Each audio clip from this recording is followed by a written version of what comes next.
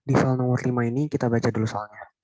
Sebuah keluarga besar beranggotakan 14 anak yang terdiri dari 2 kelahiran kembar 3 identik, 3 kelahiran 2 kembar identik, 3 kelahiran kembar 2 identik, dan 2 anak yang lain. Nah, 2 anak yang lain ini nggak kembar identik berarti ya. Nah, jika kembar identik tidak dapat dibedakan, tentukan banyak pose foto berdiri dalam satu baris dari 14 orang anak tersebut. Kita disuruh nyari ada berapa banyak pose gitu ya. Oke, jadi ini kita langsung aja pakai konsep apa nih ya namanya, permutasi atau kombinasi di. Kalau misalnya saya buat 14 faktorial per, bentar, penghapus,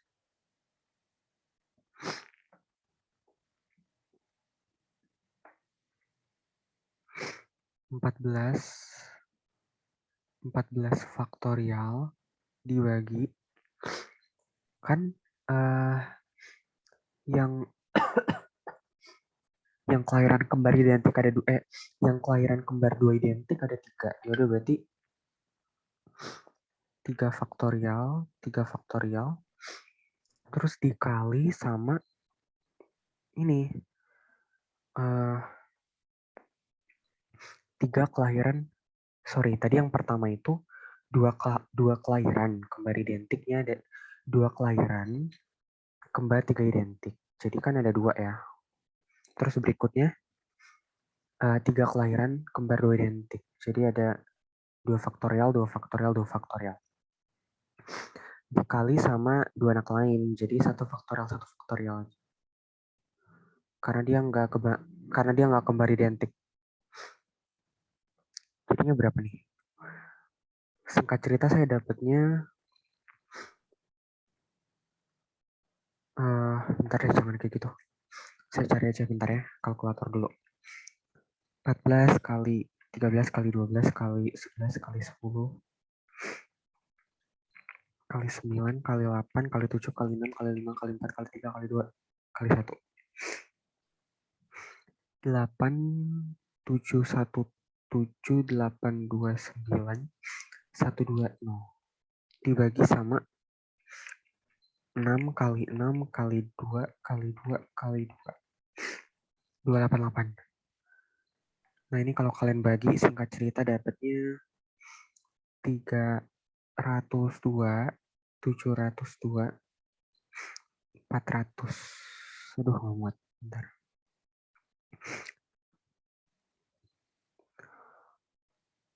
Gimana ya? Di bawahnya aja deh. Nih. 302 juta 702.400 banyak pose foto berdiri. Gitu ya untuk nomor 5 ini. Clear ya untuk nomor 5. Bisa lanjut ke nomor 6. Kalau ada yang ditanya langsung aja tanya, saya hapus dulu.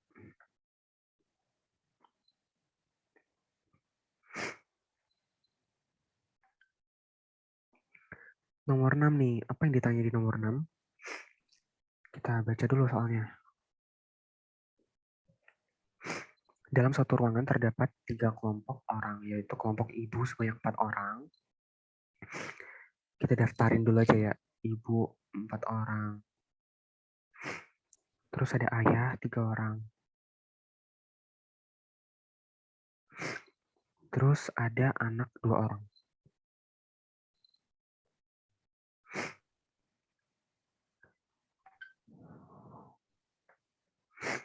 Ada anak 2 orang. Mereka hendak duduk pada sebuah bangku panjang. Tentukan baiknya cara mereka duduk jika ini. Yang pertama A, jika tidak dibedakan kelompok ibu, ayah, ataupun anak. Yang B, kelompok ibu selalu duduk berdampingan. Yang C, masing-masing anggota kelompok duduk berdampingan atau berdekatan. Oke, saya share dulu whiteboard ya. Whiteboard.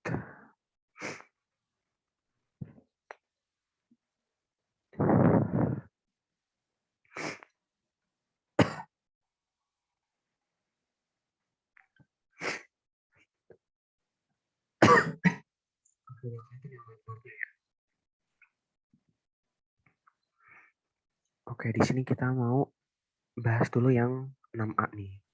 Dimintakan ketika kita tidak membedakan kelompok ibu, ayah, ataupun anak. Ibu kan tadi ada berapa?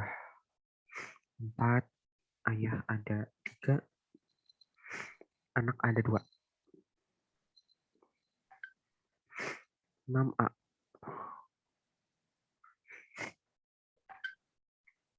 Kalau tidak dibedakan, berarti kita bisa langsung menjumlahin banyaknya si ibu, ayah, sama anak ya. Terus jangan lupa difaktorin buat tahu berapa banyak caranya.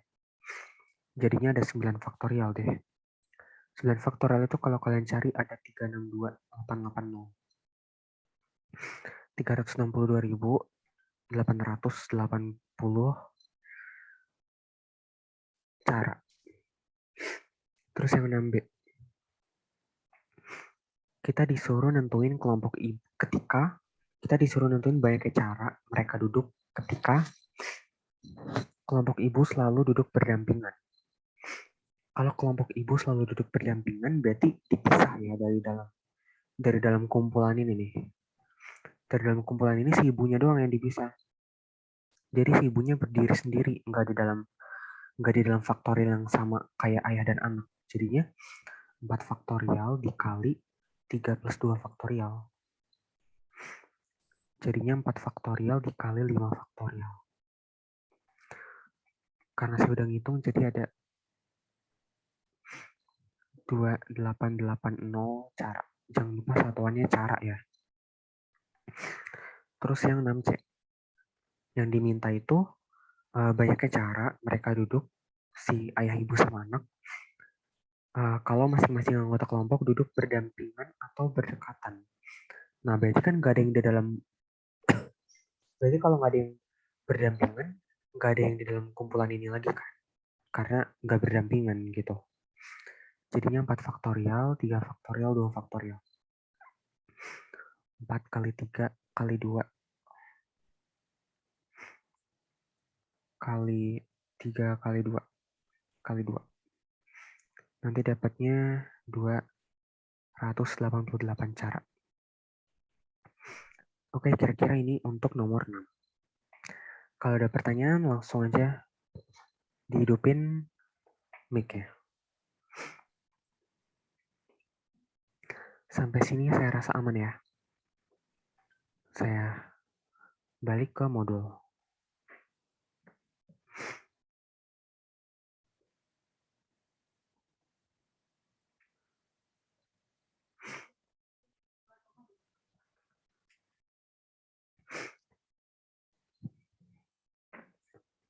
Sekarang kita mau ngerjain soal nomor 7.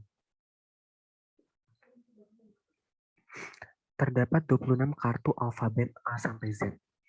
Bila satu huruf diambil secara acak dari kartu tersebut, tentukan peluang bahwa huruf yang terambil adalah A.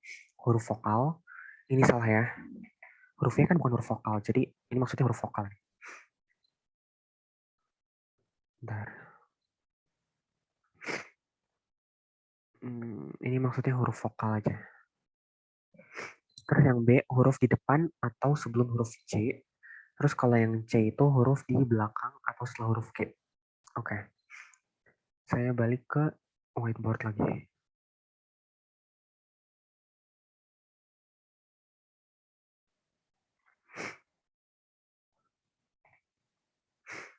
Kalau yang soal nomor 7A mungkin agak mudah ya. Tapi yang B sama C, mungkin kita mesti nulis dulu huruf apa yang ada di depan huruf C, sama kalau yang C itu huruf apa yang ada di belakang huruf K. Oke, kita tapi ngerjain yang A dulu. 7A.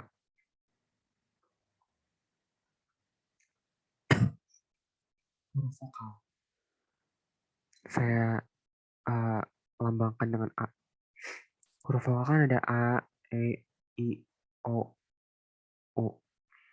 Gini kan. Nah, bentar ya, saya tahu rumusnya tapi nggak tahu ini rumus dari apa gitu. Yang perlu lagi.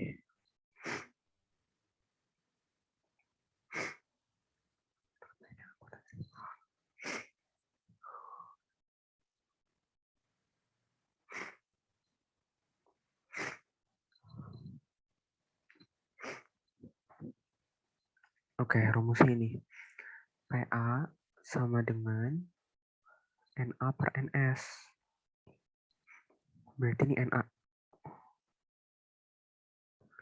NA itu, bentar ya, NA itu adalah NA menyatakan banyaknya anggota dari A. Banyaknya anggota dari himpunan A ini ada berapa? 5 ya. Terus NS itu menyatakan banyaknya anggota dari ruang sampel. Ruang sampel kan udah dideklarasikan di soal. Ada. Jadinya 5 per 26. Udah sampai sini aja udah benar. Terus berikutnya. Yang B.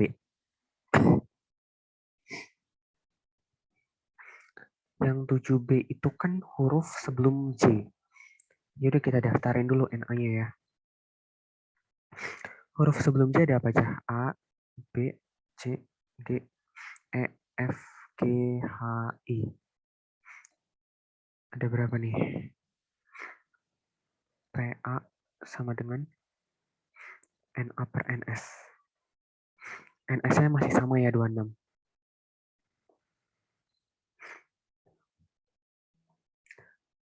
Nah ini totalnya ada berapa? Ada 19 ya. Sorry ada 9. Jadinya 9 per 26. Gitu deh. Sekarang yang C itu huruf di belakang huruf Q. Ini saya hapus dulu yang A.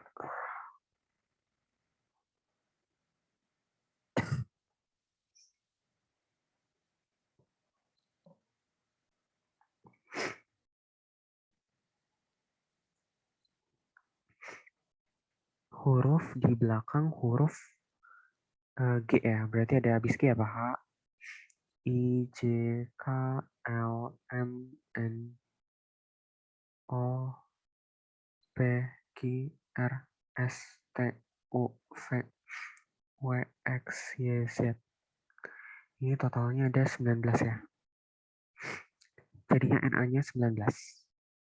Jadi PA-nya NA per NS sama dengan 19 per 26. Ini untuk yang 7C. 7C. 7C. Oke. Gitu ya. Untuk soal nomor 7. Clear ya. Saya lanjut ke modul lagi. Sekarang kita lanjut ngerjain soal nomor 8. Kita baca dulu soalnya. Jika A, B, dan C adalah kejadian-kejadian yang saling lepas, dan PA sama dengan 0,2, PB sama dengan 0,3, PC sama dengan 0,2, maka tentukanlah yang A itu ditanya P A gabung B gabung C. Terus yang B P A komplement dari B A komplement digabung sama B iris C. Terus yang C itu P dari B komplement digabung sama C. Terus ini ada petunjuknya, kita disuruh membuat diagram Venn dari peluang berbagai daerah. Oke. Berarti sekarang yang harus kita lakukan adalah kita kerjain di whiteboard. Saya stop share lagi.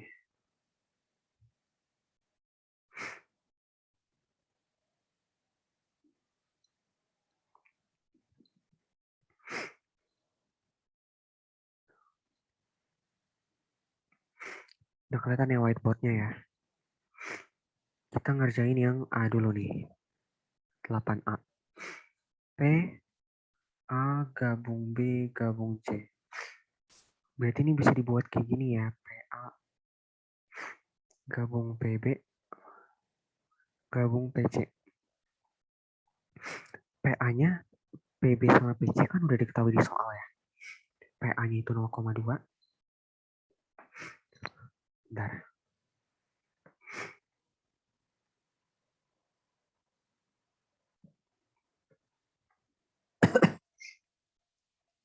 PA-nya itu 0,2, PB-nya itu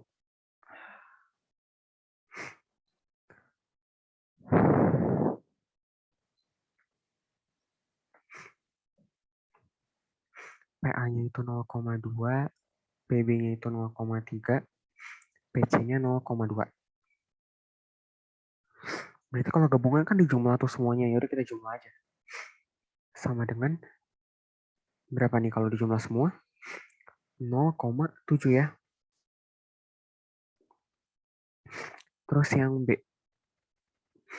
Kita disuruh mencari P dari A komplement. Terus diiris sama B gabung C.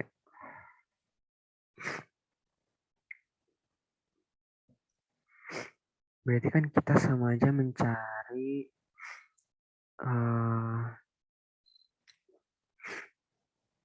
P dari A komplement diiris sama PB digabung sama PC. Gini ya. Nah sekarang irisan tuh berlaku nggak sih di dalam kejadian-kejadian yang sering lepas? Enggak ya. Irisan itu nggak berlaku karena nih irisan itu kan nilai yang diiris bergantung sama nilai pengirisnya kan. Jadi PA komplement C ini nggak usah kita cari. Kita langsung fokus ke yang mengandung gabungan aja, yaitu PB sama PC. PB berapa? 0,3. Ditambah PC-nya 0,2, jadinya totalnya 0,5. Udah deh, ini yang B. Sekarang yang A. Sekarang yang C, sorry.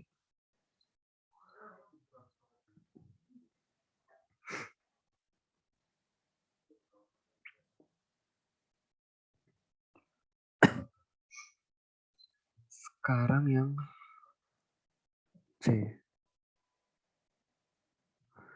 Yang C itu diminta adalah P B komplement digabung sama C.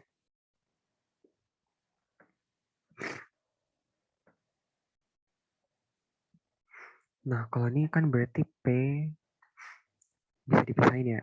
B komplement diiris sama PC. Kita harus cari tahu dulu kan B komplement itu berapa. Sorry, PB komplement. PS-nya kan 1 ya. Karena ini rentangnya dari rentangnya di bawah dari rentangnya 1 sampai di bawah 1 seterusnya ke sana gitu, ke kiri. Ya udah berarti PS-nya 1. Nah, kalau komplement itu kan PS dikurang sama nilai yang dikomplemenin. Dalam hal ini B. Berarti 1 dikurang 0,3 ditambah dengan 0,2. Jadinya 0, berapa nih? 0,7 ya. Ditambah 0,2 hasilnya 0,9. Gini ya. Nah, sekarang untuk diagram Venn-nya gimana?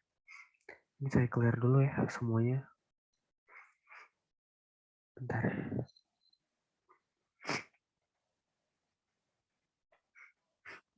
Untuk yang diagram Venn-nya, masih ingat kan ya cara buat diagram Venn itu kayak gini. Habis itu di sini ada S. Nah, kita gambarin yang A-nya, yang B di sini, terus yang C juga beririsan sama A sama B. Berarti kan ini yang harus diarsir kan, karena diminta gabungan. Yang diminta gabungan ya, bukan irisan. Berarti kalau gabungan yang diarsir semuanya ya. Semuanya nih. Semua ini digabung. Ya semua ini diarsir.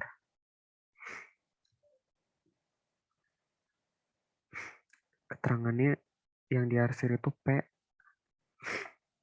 A gabung B, gabung C. Gini.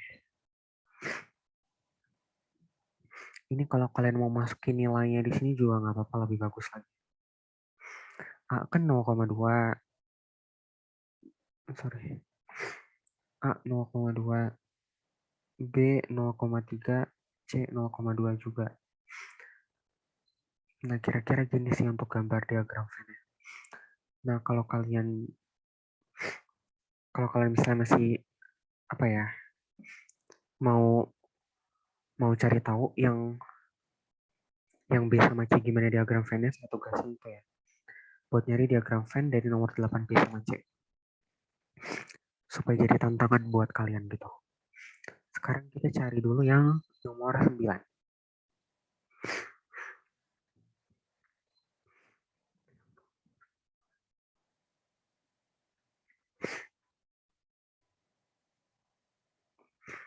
Oke, saya ini clear dulu. Balik ke modul.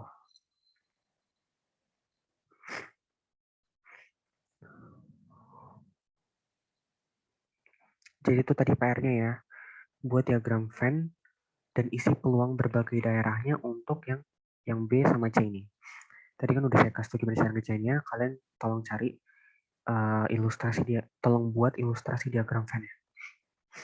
Oke, sekarang lanjut ke soal nomor 9 ya.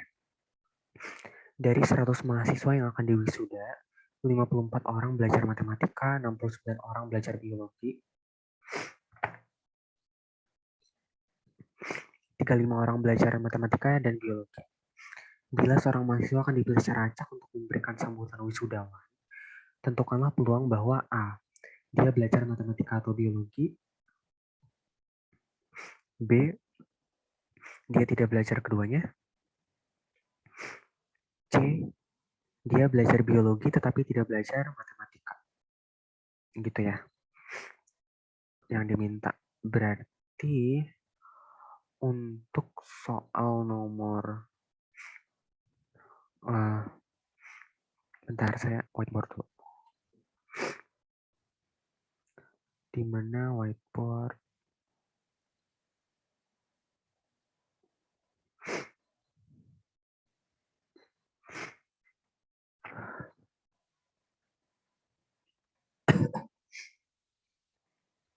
Untuk soal nomor 9. Coba kita daftarin dulu deh apa yang diketahui. Kita daftarin dulu apa yang diketahui. PS-nya ada 100.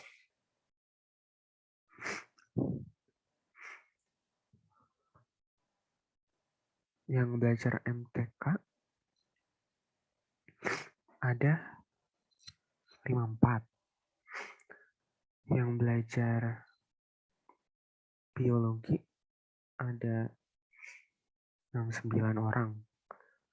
Yang belajar MTK dan biologi ada 35 orang. Oke, kita sekarang cari yang A. Nah, soalnya kan dia diminta untuk menentukan peluang bahwa orang yang bakal ngasih kata sambutan itu belajar matematika atau biologi. Kalau atau, berarti dia apa coba kalau atau? Kalau atau itu dia, bentar ya saya pastiin dulu, bentar. Atau itu kan harusnya irisan kan ya, kalau dan itu gabungan.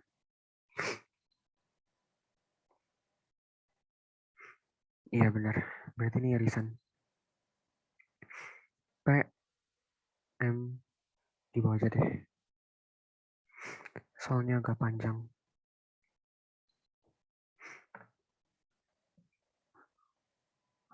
P, M, iris, B. Kenapa irisan? Saya ulangin ya. Kalau misalnya kata-katanya itu atau, berarti dia irisan. Kalau kata-katanya itu dan, berarti dia gabungan. Oke. P dari M iris B.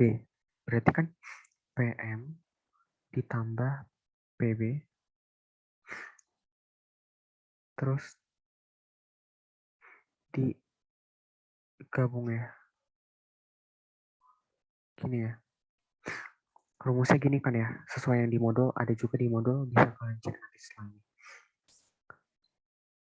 Nah, yaudah berarti langsung aja kita masukin NM per NS. Ditambah NB per NS. Dikurang NM gabung B bagi NS. Nah, ini langsung saya masukin aja ya. NM-nya berapa, NB-nya berapa, NM gabung B-nya berapa, sama NS-nya berapa. Yang belajar matematika kan ada 54. Berarti 54 per 100. Ditambah yang belajar biologi 69. 69 per 100. Dikurang gabungan keduanya berarti ini kan ya 35. 35 per 100. Jadi hasilnya itu adalah 88 per 100 atau 0,88. Dalam pecahan biasa juga boleh sih. Gini ya, kira-kira untuk yang 9A. Sekarang yang 9B. 9B itu diminta untuk menentukan peluang yang ngasih sambutan itu tidak belajar keduanya. Berarti kalau tidak belajar keduanya, berarti kan ada kemungkinan dia tuh dan ya. Ya udah berarti digabungin, tapi ada tapinya.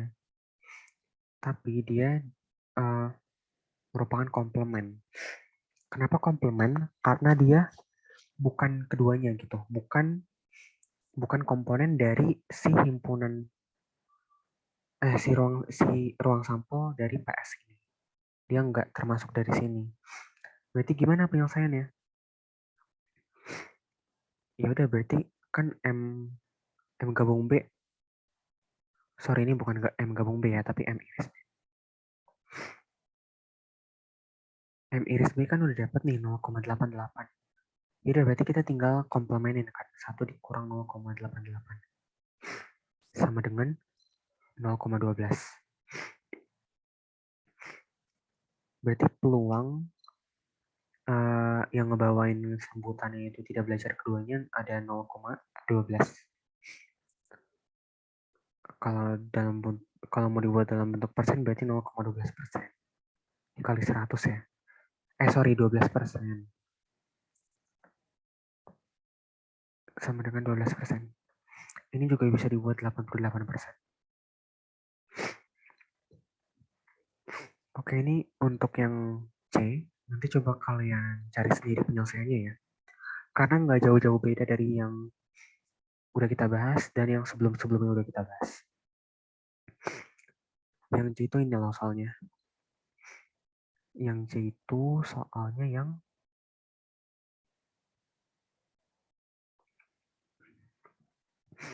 dia belajar biologi tetapi tidak belajar matematika. Oke, ini untuk yang nomor 9. Nah, nomor 10 ini saya skip dulu ya, karena masih sama kayak yang tadi tentang PP-an gitu. Sekarang kita lanjut ke nomor 11 dulu. Kita baca dulu soalnya. Dari 100 siswa diketahui 42 mahasiswa ikut kuliah matematika, 68 mahasiswa ikut kuliah arsitektur,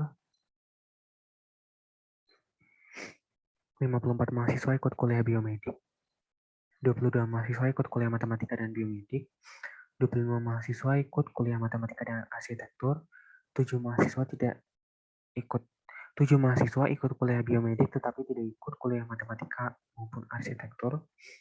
10 mahasiswa ikut ketiga kuliah tersebut dan 8 mahasiswa tidak ikut satupun dari ketiganya. Nah, ini agak banyak kayak datanya ya. Bila seorang mahasiswa dipilih secara acak dari 100 mahasiswa tersebut, tentukan peluang bahwa A. Mahasiswa yang ikut kuliah arsitektur mengikuti ketiga kuliah tersebut dan ini maksudnya A ya. A sama B ini maksudnya. Terus yang B, mahasiswa tidak ikut kuliah arsitektur namun mengikuti kuliah matematika dan biomedik. Oke, langsung aja kita bahas di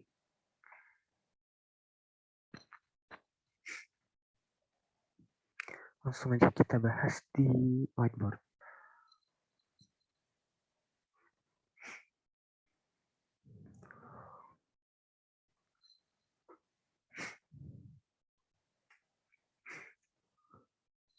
Oke, di sini kita data dulu. S-nya atau ruang sampelnya ada 100, yang ikut kuliah arsitektur 68, yang ikut kuliah matematika 42, yang ikut kuliah biomedik ada 54. Terus gabungan antara yang ikut kuliah irisan antara yang ikut kuliah matematika dan biologi ada 22. Gabungan antara yang ikut kuliah matematika dan arsitektur ada 25. Gabungan antara yang ikut kuliah matematika dan arsitektur terus dikomplemenin ada 7. Terus apalagi yang diminta? Yang ikut kuliah matematika diiris sama yang ikut kuliah arsitektur. Terus diiris lagi sama yang ikut kuliah biomedik. Itu ada 10. Terus yang ikut kuliah matematika diiris sama yang ikut kuliah arsitektur, diiris sama yang ikut kuliah biomedik, dikomplemenin ada 8. Nah, buat apa saya nyari yang ini sih? Itu buat nyari ini, yang berikutnya yang A. Kita kan disuruh nyari yang ikut mahasiswa yang ikut kuliah arsitektur. Mahasiswa yang ikut kuliah arsitektur. Bentar, apa sih tadi? Mahasiswa yang ikut kuliah arsitektur mengikuti ketiga kuliah tersebut. Berarti kalau dibuat notasinya kayak gini kan ya, PM, iris A, yang ikut kuliah matematika, ikut kuliah arsitektur, terus ikut kuliah biomedik juga. Dibagi sama PA. Berarti 10/100 ya. Ini kan 10 dari sini per 100. Terus dibagi sama PA-nya. PA 65/100. Jadi 0,1 bagi 0,65 5/34. Sampai sini udah benar, tapi kalau kalian mau cari desimalnya juga boleh. Lanjut ya buat yang B. Buat yang B. Ini saya hapus dulu yang A.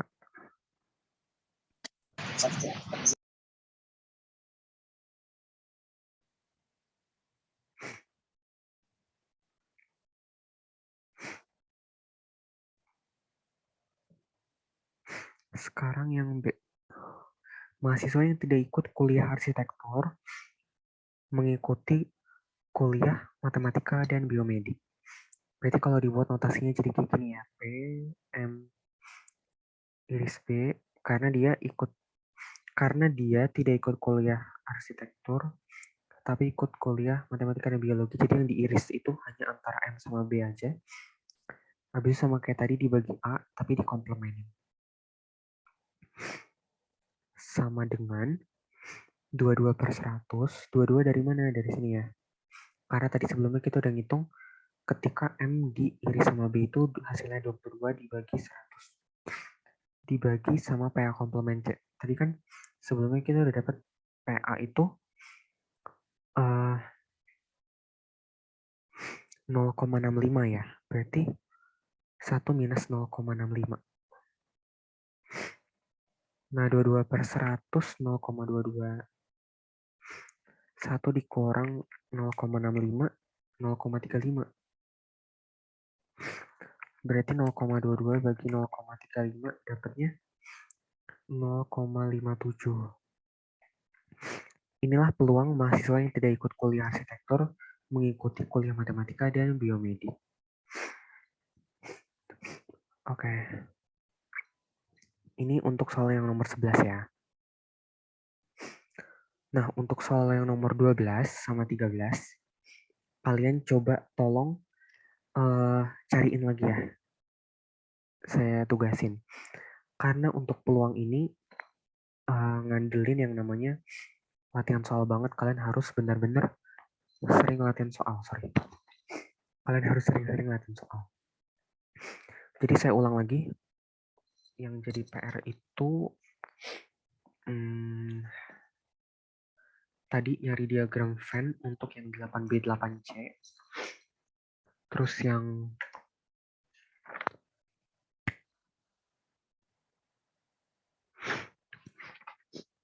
yang nomor 10, yang nomor 12, sama nomor 13. Kalau nyari diagram Venn, kalian udah luar kepala lah ya. Jadi hitungannya ada 3 soal aja yang jadi tugas. Oke, mungkin sampai sini aja tutorial hari ini. Boleh on cam sebentar untuk kita bukti presensi screenshot akhir.